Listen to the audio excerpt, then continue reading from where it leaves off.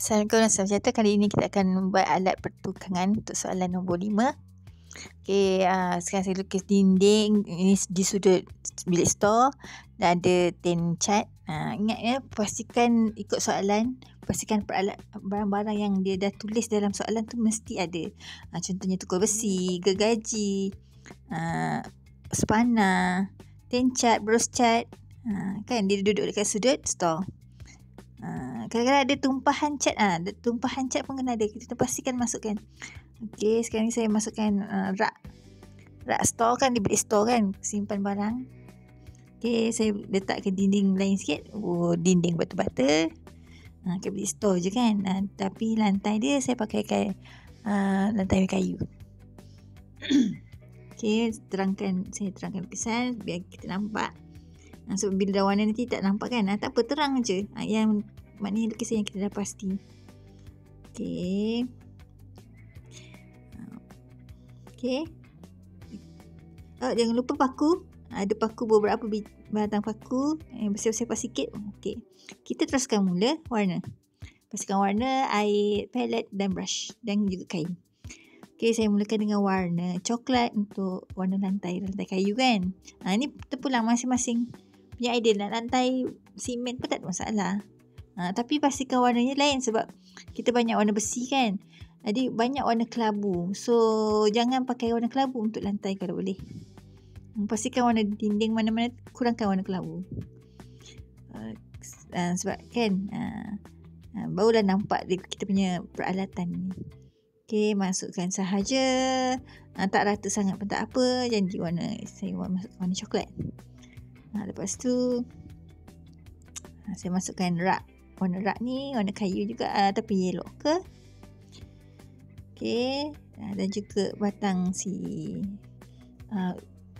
tukul besi. Pemegang tukul besi. Dan juga cat yang mengalir daripada cat ni, daripada tin cat. Dan juga lain-lain objek. Mana-mana dulu. Tak kisah. Mulakan mana-mana asalkan kita masukkan warna. Kalau boleh bukan sebelah dia, nanti kan tercampur pula dengan warna yang cair lagi kan. Kalau boleh jauh-jauh sikit. Pastikan yang warna sebelah tu dah kering. Sekarang warna batu-bata. Warna merah campur orange. Warna dia tak rata pun tak apa sebab ni batu-bata. Dia structure yang sedikit semula jadi. Dan masukkan warna kelabu untuk semua objek yang berbesi. Okey, masukkan saja yang bersih. Tak kira paku-paku, masukkan je dulu. Masuk je. Kita tak nak ada sikit pun ada kertas kosong. Gergaji ke, tukul besi ke, tin kat belakang ni ke, bergantung. Okey, dia punya tangkai pun sama juga. Right, saya masukkan kelabu untuk simen yang pada batu-bata. Okey. Lepas tu masukkan mana-mana objek yang masih tak masuk, pastikan dia opposite warna, sebelah dia berlainan warna. Masukkan saya warna biru.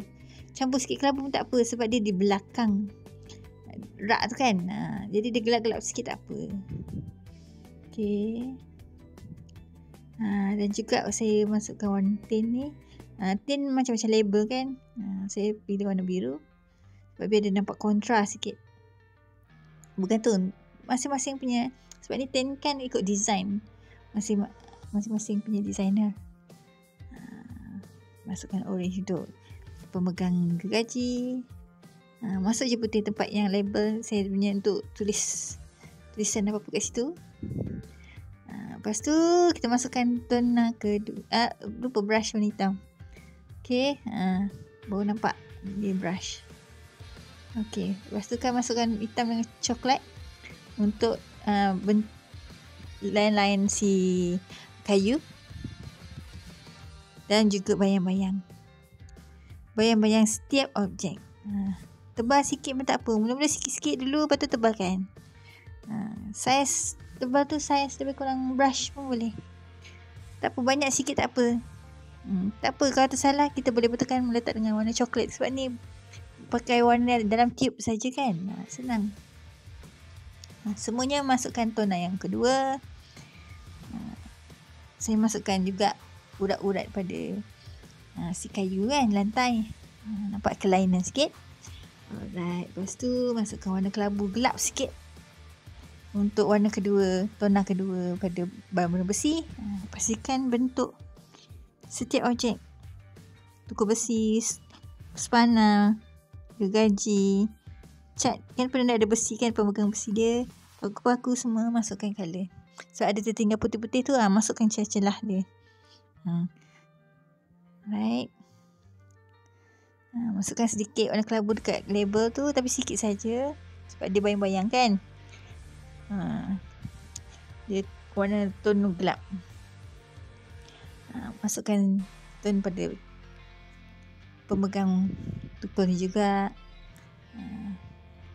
Objek yang lain, ada cat tumpah, saya letak warna hijau biar kontra, kat sini tak ada warna hijau.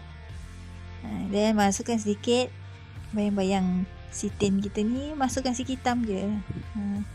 Okay, lepas tu si batu-batu ni ada bintik-bintik sikit, biar dia nampak ada tekstur sikit, jalinan sikit pada batu-batu, dia menggerutu kan. Dan juga bayang-bayang kat belakang ni campur hitam saja. Kebanyakan bayang-bayang ataupun shadow ataupun tona warna campur hitam sikit je. Tapi hati-hati hitam ni bahaya sikit. Dia banyak, dia akan rosakkan warna objek kita pula. Sikit je. Okay. Bayang-bayang untuk dinding tu kan. So bila dah kering baru nampak dia kurang sikit. Sama juga dengan tin warna biru, campur sikit hitam. Campur sedikit hitam, sikit saja, hati-hati. Sentiasa cuci brush dan lap ya. Jadi brush tu sentiasa bersih. Bila bersih kita warna yang kita nak tu, kita akan dapat warna yang kita nak. Kalau kita tak cuci bersih-bersih nanti dia berubah pula. Masukkan lagi hitam lagi sikit untuk nampak lagi timbul objek besi ni. Okay. Gelapkan sikit. Sikit saja tempat dia tersembunyi kan belakang. Bintik-bintik saja. Coklat gelap sikit untuk batu-batu pun tak salah. Okay. Kena pusing-pusing, sentiasa tengok keliling lukisan kita ni. Pemeriksa bukan tengok lukisan tu lawa saja, dia tengok apa kita buat. Setiap sudut tu kita warnakan. Itu yang markah dapat. Jadi semua kita cek setiap benda objek yang kita lukis ni. Masuk je tona warna.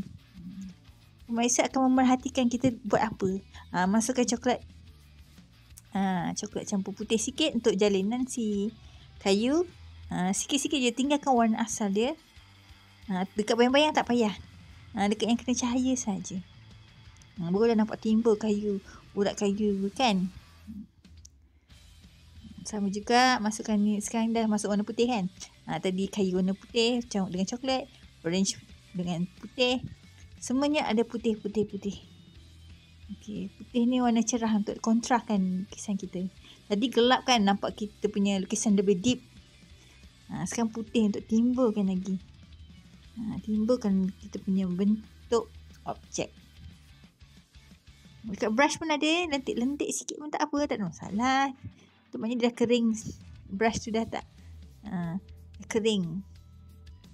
Pada besi, pada skru, pada tukar besi yang besi-besi ni kena banyak line putih. Semua objek ada line putih sikit-sikit. Dia asalkan di sebelah atas.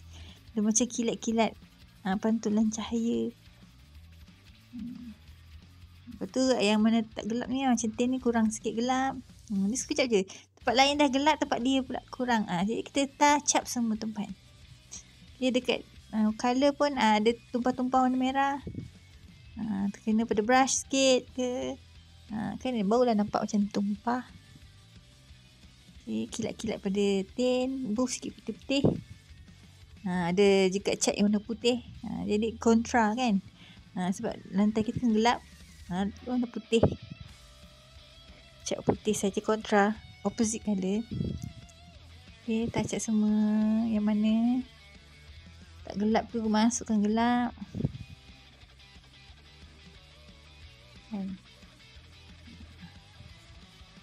Bawah cat pun ada juga gelap-gelap ya.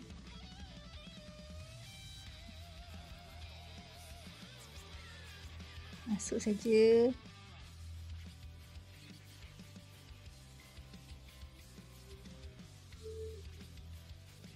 Right. Pada batu-batu pun ada putih-putih sikit. Dia kan pasir kan. Okay.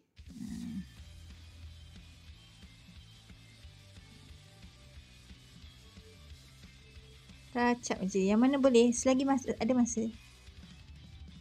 Okay. Renjis-renjis sikit pun boleh. Pakai jari. Okay, itu saja. Semoga sukses.